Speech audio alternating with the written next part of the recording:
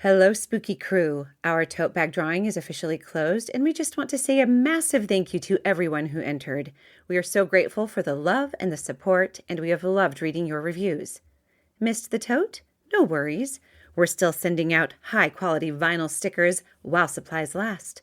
Just email us proof of your rating and review along with your mailing address to thespookydarlings@gmail.com, and we'll get one headed your way. Quick promise, your address is only for mailing the sticker. No emails, no selling info, no funny business, just spooky gratitude.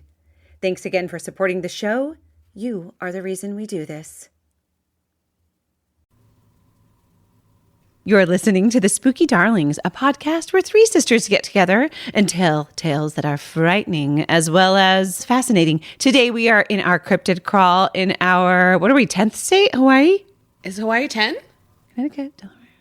Sing the song. Georgia. Hawaii is 11, I think. 11. We are in our 11th state, Hawaii, which interestingly, when we decided on Hawaii, I was like, how are we going to pick our cryptids? There's going to be so many. Mm-hmm. But the interesting thing about Hawaii is that for most of Hawaii's history, it has actually been an uninhabited island. Mm-hmm. And so cryptids, being physical beings, are kind of few and far between. So we will see what each of us chose. I believe Haley is going to start. Because I called it. Yes, she did.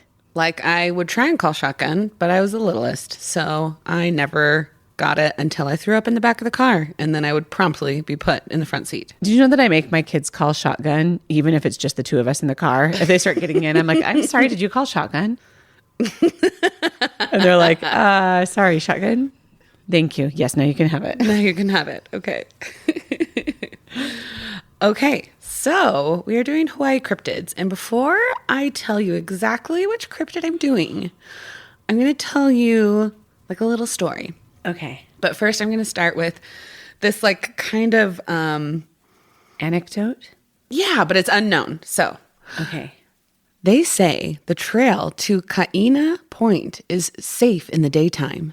The sun keeps the shadows thin and the mo'o asleep.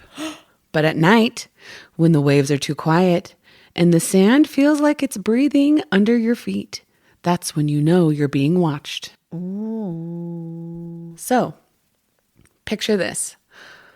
A young man is hiking up to Kaina Point on the island of O'ahu. The sun is starting to go down, it's getting darker, and he reaches the tide pools. He seems to be alone, but it's a little too quiet. And then he notices a woman. She has long black hair. She turns to him, and he notices that she seems a little odd. She has yellow eyes.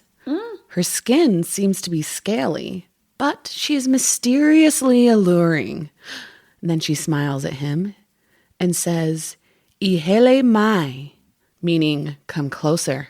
Oh no, don't do it. And he takes a tentative step towards the beautiful and strange woman. Before he could blink, she transforms into a large lizard and drags him down to his watery grave. Oh, yikes. Poor guy. So, the mo'o are shape-shifting, powerful, supernatural lizard deities. What? They guard freshwater sources like fish ponds, caves, and streams, and they fiercely protect their sacred lands. And they sometimes appear as beautiful women, sometimes giant dragons 50 to 100 feet long, and then sometimes even little house geckos. Oh, what? They are deeply tied to the land, water, and family histories of the Hawaiian people. Wow. The mo'o are revered and feared with local lore, which features them bringing rain for crops and even battling goddesses. Oh my gosh. So sometimes it is said that their petrified bodies form distinct land features. So if mo'o are too far away from water, they will die. So that's like hills looking like the bodies of giant lizards. And like when you Google it, like you can see what they're talking about. They are not benevolent, but they are also not evil as either. So the way that you treat the land depends on how they treat you. Oh, Thank heavens. So- I'm always nice to the land. Thank goodness. So, Kihawahine, she is the most well-known Mo'o goddess and also known as the dragon goddess. She protects Maui chiefs, but make sure that you respect her or she will make you pay. And then we have Mo'owahine of Waialua, who lures men to ponds, and if they fail, lures men to water, I should Okay. say, and if they fail her test, she will drag them to their doom. I think wahine means woman in Hawaiian, right? Wahine? So woman Mo'o. Ooh, okay. And then we have Hawahine of Kaya. I said these out loud earlier, but Kawainui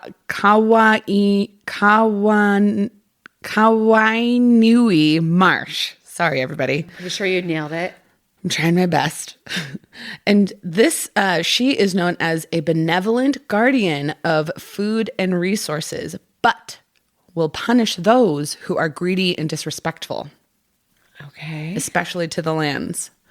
Yes. And then you have the stone mo'o of Molokai, which is the bodies of warriors who thought to fought the mo'o, and they were turned into twisted stone formations. Ooh. And then we have the modern sightings of mo'o. So it's women who leave no footprints near the water. So people will see a woman near a body of water and then just like she kind of vanishes, but there are no footprints left behind from her. Weird. And then there will also be flash floods after someone is heard or seen mocking or disrespecting an area, and then just suddenly just whoosh, just everything is washed out. Oh, that's scary. So especially in their sacred areas, you want to make sure that you are respectful. You are not mocking anything. And maybe don't let Zach Baggins go there. well, he'll just yell at it. That's exactly what I'm saying. He's going to get taken gonna by be that disrespectful. wahine mo'o. And then there's also warnings from locals to not disturb sacred freshwater ponds, Yeah. because that's like where the mo'o are especially like known to be. Well, I mean, you think about like what actually in the grand scheme of things, how little land there is in Hawaii surrounded by salt water. I'm sure that the freshwater is just Very precious. Yeah, you got to protect it. And then also a sign of mo'o is seeing a shadow under the water with a tail gliding behind it. To me, sounds like a shark Or a mermaid. or a mermaid. So respect Hawaii's water sources and don't mock the mo'o goddesses, or you might find yourself begging for your life. I'm just very scared. And I will never mock them. You would never. No. And that's the mo'o of Hawaii. Oh my gosh, Haley, good job. Thank you. I want mo'o of that mo'o. Ooh, girl. Yes. I want, Emily, that was funny. I want mo'o of the mo'o. I like it. So basically what I'm hearing is be respectful. And if you see a mysterious, beautiful lady, give her her space. Just be like, hey, I know you want me to come over there, but your scaly skin is making me nervous. And also, I respect you. And you have yellow eyes. That's a little weird. And also, I respect you too much to come close to you. Yeah. That's what I would say. You have beautiful eyes. Just got a weird text message. You guys, I'm getting from Mo'o? No, it's from Gina at Debt Collectors. Like, what? Quit spamming me, guys. Gina, my sister Neri shall send you a debt. No, Gina, I have no debts that I know of. Because I Yeah, don't check leave her alone. Because I don't read my mail, Gina. Just kidding. All right. Who's next? Do you want me to go, Emmy, or do you want to go? Oh, I don't really have a feeling about it. Okay, I'll go. Perfect. So, segue. You talked about a lady who didn't leave footprints in the sand. Now, the entity that I'm going to tell you about, I want to pose the question first. Is it a cryptid? Is it a ghost? Is it an urban legend? That's what we all wonder. I'm going to tell you about the Faceless Woman of O'ahu, or the Faceless Woman of Waikiki, or also known as the Faceless Woman of Waialua.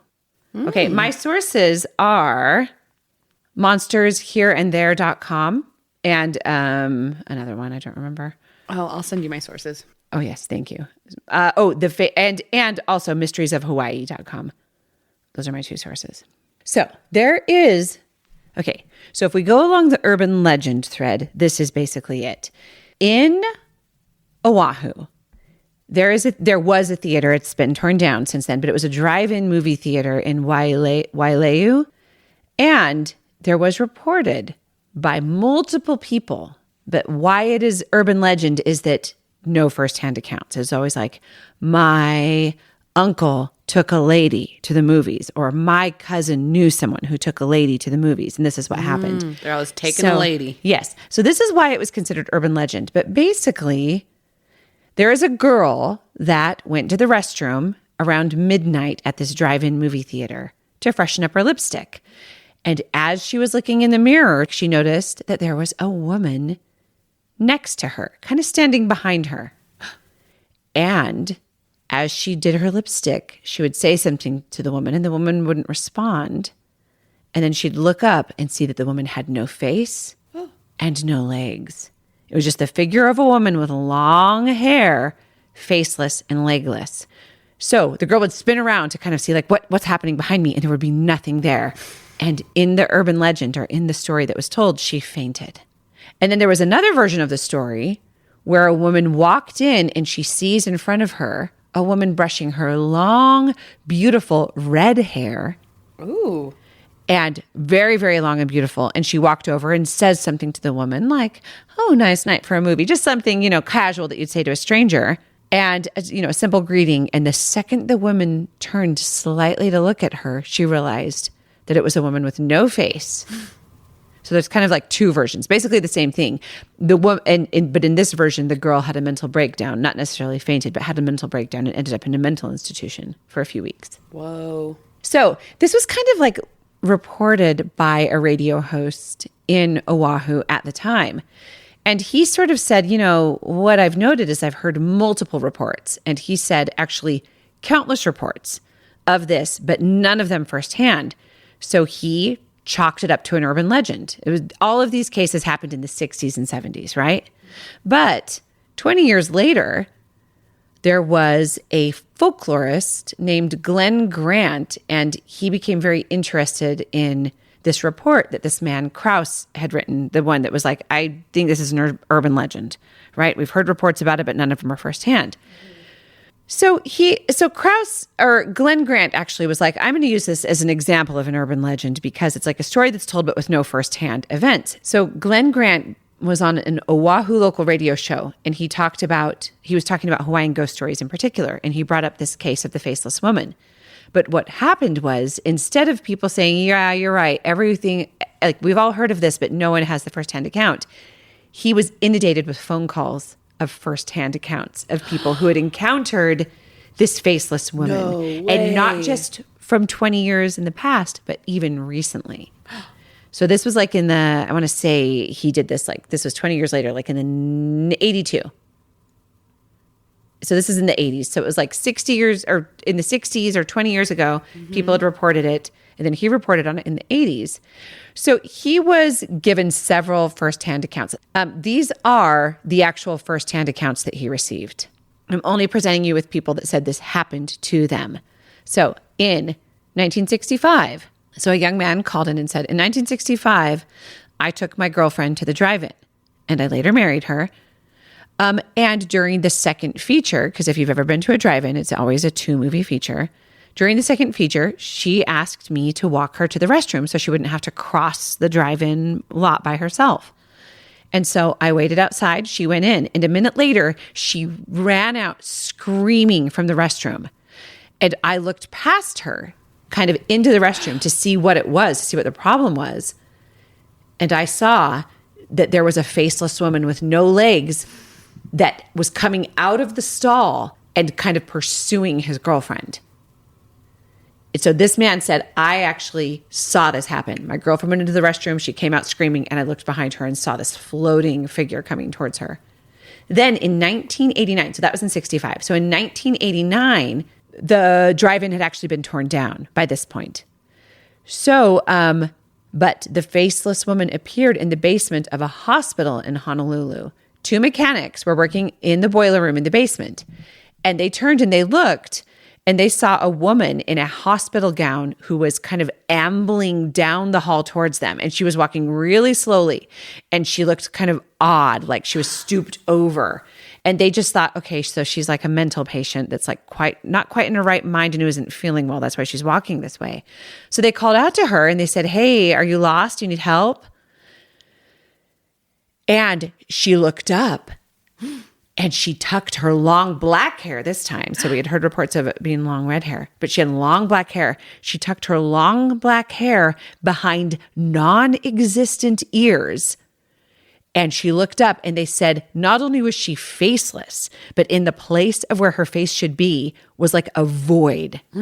It just said it was going endlessly into nothing. Like her face was a dark tunnel. And so they said it was the most terrifying thing they'd ever seen. And even like later telling this guy, I think that this guy did this radio show and then this was in 89. So in the 90s, maybe they said that even later, the guys telling the story, their voices would tremble because it caused them so much fear. So, and then in 1990, a couple, so this one is interesting. And this is where we kind of go into sort of like a different sort of folklore. But there was a couple that was sitting in their kitchen looking outside. And they heard this strange sound on their driveway. And so they looked out and they saw that there was an old Japanese woman. And they realized the sound they were hearing was the sound of the dragging Japanese sandal, like this special wooden sandal that makes this, that as you walk, you drag your feet and it kind of makes this specific sound. Whoa. And they said that at first they thought it was kind of cute. It was like 10:30 p.m. and there's this like old Japanese lady who's clearly like very, very elderly with her hair all white, done up in a bun, just kind of walking up their driveway. And they said she was carrying a red umbrella and she was wearing a red kimono and that she was just sort of hunched over walking toward their house up their driveway. And she took very, very tiny steps in her sandals, like little clump, clump, clump, clump, clump. And as she went past the window of their kitchen up their driveway, so this is like towards their house, she turned her head and looked at them and she was completely faceless. So they both screamed. They said they looked at each other and were like, ah! They both screamed and then they watched her and she walked behind their car and they watched her disappear behind their car and then her umbrella disappear behind their car. But through the windows of their car, they could see nothing. And then she just disappeared. Whoa. That's crazy. That was another firsthand account that was called into that radio show. So, there were several other stories that were like secondhand accounts, but he wanted to only report those firsthand ones. But Hawaii, as you might know, has a very large population of people that are descendants of Japanese immigrants. And there is a ghost in Japanese folklore called the Nopera Bo. And it is a supernatural being that resembles a human, but is marked by its eerie absence of facial features. And this is a ghost that is really known in Japanese folklore and Japanese history. Whoa. And so there's the thought that this ghost or this entity was kind of brought over by Japanese heritage. But many of the sightings have been reported by people who are not of Japanese heritage and not of Hawaiian heritage. Many of the firsthand sightings are actually reported by white people. So that makes you wonder, if you've never heard of the Japanese folklore, like if you've never heard the story, how is that planted in your mind if it's not real? Wow. Yeah. So that's where people say, is this an actual entity? Is it a ghost? Or is it an urban legend? Egregore? Or is it an egregore? But I think for it to be an egregore, well, actually, Group thought. Group thought, yes. And if the group thought happens here, it can still affect someone who wasn't part of the group think. Mm-hmm. But there was also a bunch of kids in Wailea, which is where the drive-in had been, who went out to recess. And this was like, they say at an intermediate school, so I'm assuming like middle school or maybe like later elementary school. And this was in 1959. So this was before any of the drive-in sightings. Wow. So they went out to recess and the children came back in and they all spoke of seeing a faceless old man and a faceless woman. And so all the teachers were a little bit worried. And the principal was like, no, I'm sure this didn't happen. I'm sure he didn't see anything. The kids were all very insistent, all of them, that they saw something. And they all stuck to their stories for years. Before they finally broke them down. They never, as far as I know, no one ever changed their story. Kids are so hard to break. Sorry. So You're right, Emily. But so where the drive-in was torn down, there's like shopping and other businesses have gone up, and people are still reporting encounters with a faceless ghost to this day. So anyway, there may be just like a big supernatural energy, because we're not talking about the night marchers particularly in this episode, but this is also where there have been several sightings of the Hawaii night marchers, which is another cryptid or entity or historical. Yeah, like, I feel like it's more like entity / like lore. Yeah. Although, have you listened to the spook episode where it's like a 2-episode arc on Hawaiian experience, paranormal experiences? No, I haven't listened to it. They are insane because they talk about the night marchers, and like two different people give their experiences of the night marchers. And there's another one that has the experience with like what is just like considered a fable, but the Shark Man, which was another one that was on our list, where he goes into a cave, and it made me wonder about yours, where you said they protected caves. He goes into a cave, and they actually have this terrifying interaction with a half man, half shark. Listen to Spooked. It's so good. Gosh. Okay. I'll have to look that one up. I do love Spooked. Really quick, if you guys don't mind, my friend Allison, who she's a pilot, but she like got her hours, like I think doing what they call like puddle jumping. So from island to island in those like little planes, because you have to get your hours before you're eligible for like commercial airlines. Yes. And so she lived in Hawaii. I can't remember which island, but she told me this scary, scary story, and it gives me goosebumps every time I tell it. And I'm probably butchering it at this point. You're going to tell it perfectly. Thank you. But she was like at this party, and like outside bonfire type of a thing, you know. And so she was leaving, said goodbye to everybody, got in her Jeep with like a soft top, so it has those plastic windows. Yeah. And she is driving down the like mountain or whatever, and then gets to this intersection, and she like stops, she looks to her left, she looks to her right, and then she looks back to her left. And there is this stark, white, black, scraggly hair, grudge type of looking ghost. And it just, boom, puts his hand on her window. And she is terrified. And she just closes her eyes. And she opens them back up. The thing is gone. Oh my gosh. And she drives back to her place. And later she tells a friend of hers, and they're like, well, that like 4-way stop is super haunted. I need to know the exact location. I know. I'll have to have her ask drop her. a pin. I'll text her, and like be like, please give me the specifics so I can tell this story better. But it's like just one of the stories that like I even just got goosebumps on my legs just telling it. So That's freaky. And so anyways, that is another Hawaiian ghost story featuring a friend of mine. Oh, Allison, if you are listening, do write in. Tell us the whole thing. Love you, girl. Yes, and I too. She's great. I met her once. Yeah. She's awesome. Yeah, she's Emily. fun. Yeah, Emily. Allison, just put our podcast on over the loudspeaker so that your, the Flights. people riding in your plane can hear the spooky darlings. Yeah, Captain Allison. Thank you, Allison. Thank you, Captain. Emily, what do you got for us? All right. Picture this. You're driving a winding mountain road on Oahu. Dense jungle presses on both sides. No street lights, just trees, fog, and the sound of wild pigs rustling somewhere in the dark. And then something steps out of the brush. It's not a pig. It's not a man. It's both. Ooh, what? Hog Man? Today I'm sharing with you the O'ahu Hog Man, a cryptid whispered about online, rarely seen, barely documented, and possibly hiding a much older, much more powerful origin story. Ooh. Before you get into it, have you guys seen the South Park where like Al Gore fights Pigman or No. or something on it? It's really hilarious. I have not. Anyways, Emily, this is your time. Thank you. Now that we've talked about Al Gore. So, And a Pigman on South Park. the O'ahu Hog Man is described in modern folklore as a pig-like humanoid, something that is seen briefly, usually at night, near forested or mountainous areas on Oahu. Descriptions are vague but unsettling.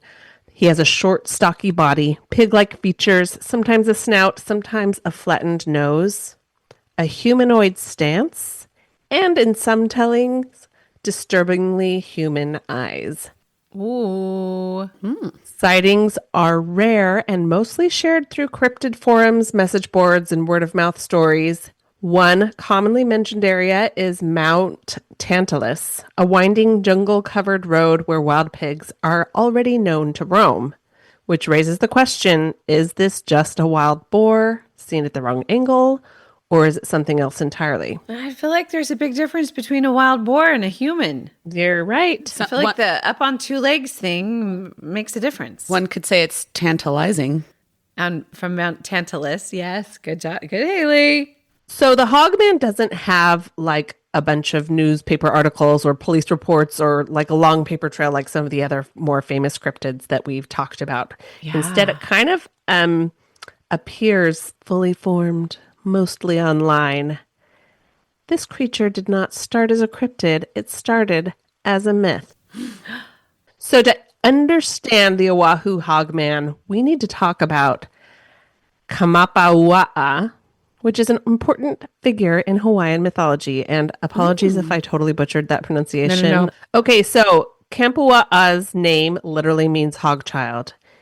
He is a kupua, which is a supernatural demigod, which, I mean, I didn't even know about Hawaiian demigods until we watched Moana, which is like, you know, sad that I went all those years of my life not even knowing about it. Hey, you have a deity. I have a deity.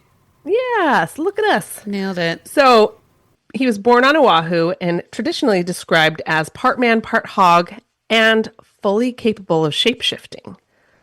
Sometimes he's depicted as a powerful warrior, sometimes a literal pig, sometimes he's something in between, and he's not some obscure footnote. Kampua'a is a major figure in Hawaiian oral tradition.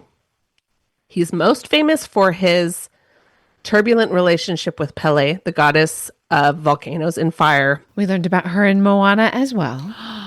So, Kampua'a represents rain, fertility, agriculture, and life-giving water, where Pele represents lava, fire, destruction, and creation through devastation. So, in many legends, Kampua'a challenges Pele by using water to cool her lava, turning her destructive force into fertile land. My favorite story with both of them, which I sort of hesitate to share, and Nettie, if we decide we want to cut this out, is totally fine. Okay. But We decided to tack that particular story on to the end of our episode. We know some of you listen with younger ears around, and you can be the judge as to what you are comfortable letting those younger ears listen to. It's a great story, though, so make sure and give it a listen. so there's like this whole series of encounters that are kind of like a mythological explanation for how Hawaii itself was shaped. So over time, stories change, sacred figures get stripped out of context, myths get flattened into monsters, and eventually a demigod could become something like a hog man spotted on a dark road. Modern cryptid culture often takes mythological beings and reframes them as lost creatures, evolutionary mysteries, or feral humanoids. But Kampanua'a was never meant to be a thing hiding in the bushes. He was a force of nature. So when people talk about seeing a pig man in the forest of Oahu, what they may actually be experiencing is a wild pig or a trick of light or the echo of a story that is thousands of years old. I just can't imagine having grown up with my best friend's dad being a pig farmer and being around pigs a bunch. I really cannot imagine ever mistaking an actual pig for a human. I think if there's someone who's a pig man, it's a pig man. Nettie, when people commit cannibalism, they call humans long pigs.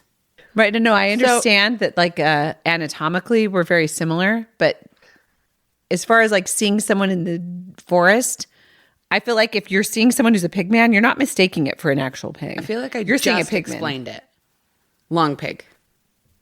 Okay, so like I get it. Like I think the boars are the ones that make me feel like more confused about it because they aren't as like pink skinned and like look like so much like it could be a crawling person, right? Right, Like and that's crawling what you would naked see. Like in the forest of Hawaii, Yeah. would be like more the wild pigs, which would not be I would as think so too. pink and I would think so scary. too. So I mean, Little bit. maybe there is no cryptid Hog Man, or maybe Kampua'a is a shapeshifter, and shapeshifters don't stop existing just because humans stop telling their stories correctly. No. There's a whole world we pretend not to see. Honestly, both could be true. But I am going to share with you one modern sighting from chillingencounters.com. A hog man was sighted on the twisting roads of Mount Tantalus in Oahu, Hawaii. What year? I don't have a year. I'm so sorry. Okay, quote, "It looked like a small wild pig, which we have a lot of. They're actually a problem as they cause a lot of erosion. It had a fat body and a curly tail.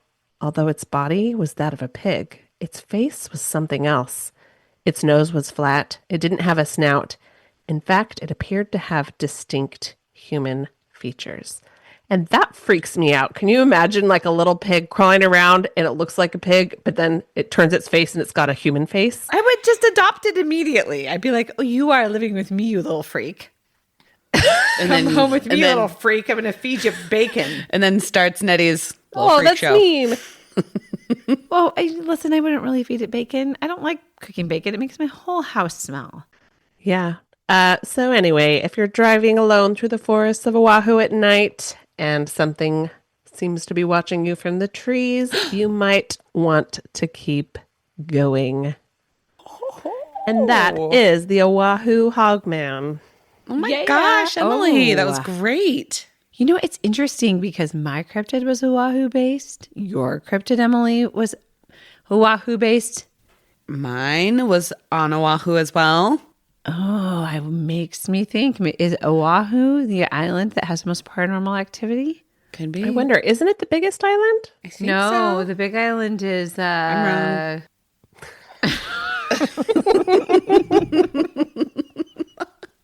Nettie grabs her phone. Hold on. Big Island. Maybe Oahu, but I don't think it is. I feel like my fingers are moving as slowly as they've ever moved. The island of Hawaii is the big island. Yes. Okay. As we seamlessly stated with no pause to Google, the Big Island is Hawaii. Hawaii. Second is Maui. Third is Oahu. Cool. Fourth is Kauai. Ooh. Yeah. I loved when we went to Kauai. We had so That much was fun with Mom. Oh gosh, that was such a fun trip to go with Mom to Kauai. Ziplining, It was so snorkeling. fun. She was so sad that we wanted to sunbathe. She's She like, was really sad. our extroverted mother. But it's a little interesting that all three of our cryptids are Oahu, which is only the third biggest island, as we knew instantly. And all three of us are slightly introverted. Yeah. So much so. Hey, I just want to say thanks for listening. Are we closing the episode out? I don't You know why I opened it, suddenly though. felt- Okay, thanks for listening. Haley's going to I'm going to close it. Yeah. try. And Melakalikimaka. Is the thing to say. Sorry for that horrifying. Thank you for listening. We are the Spooky Darlings. And if you have any comments, questions, corrections, you can email us at thespookydarlings@gmail.com. And do you have any Hawaiian cryptid stories of your own? Send we would them in. love to hear it. Just email us at thespookydarlings@gmail.com. You can find us at The Spooky Darlings Podcast on Instagram and TikTok. We would love to see you there as well. And stay spooky. Goodbye. 3 sisters. 5 stars. Infinite possibilities. Stay tuned for Emily's extra story about Pele and some sister banter. Merry Christmas. My favorite story with both of them, which I sort of hesitate to share, and Nettie, if we decide we want to cut this out, is totally fine. Okay. But there is one famous legend between these two where Pele was being pursued and was actually attacked by Kempua'a.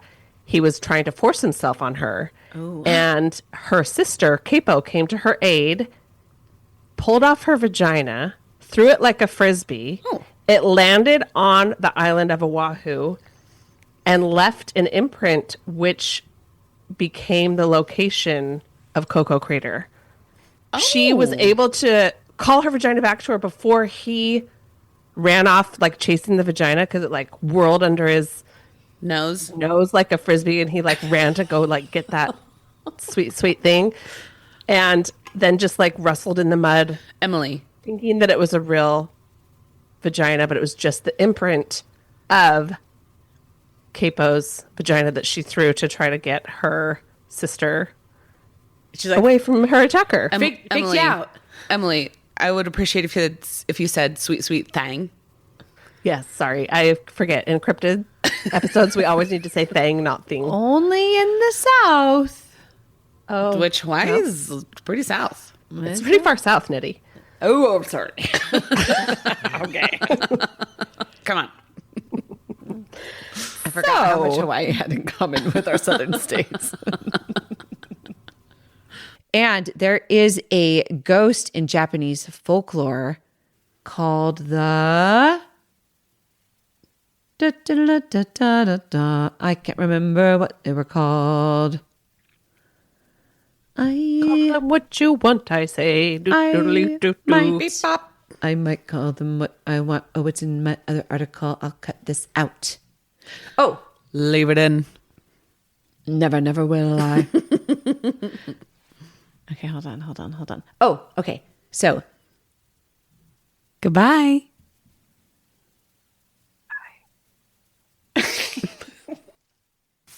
Stars. You just said 4 stars? I Let me did. try that again. 5 stars. 4.5 stars. We're okay. 5 stars. No. Haley, that was almost perfect. 5 horse. 5 stars. Yes. Sorry, Mom, in case this accidentally gets posted, because apparently I do that when I'm tired. What? Apparently when I'm sleep deprived, I just post anything. Wait. I got one. 3 sisters. Mic drop. Boom, boom. Before we disappear into the shadows, don't forget, we're still sending out vinyl stickers. Leave us a rating and review and email us proof to thespookydarlings@gmail.com, along with your mailing address, and we'll send you some spooky snail mail while supplies last. And if your heart is still mourning that tote bag, may we gently tempt your way toward our merch store at thespookydarlings.printful.me. Treat yourself. You deserve it. Thanks for listening. And as always, stay spooky.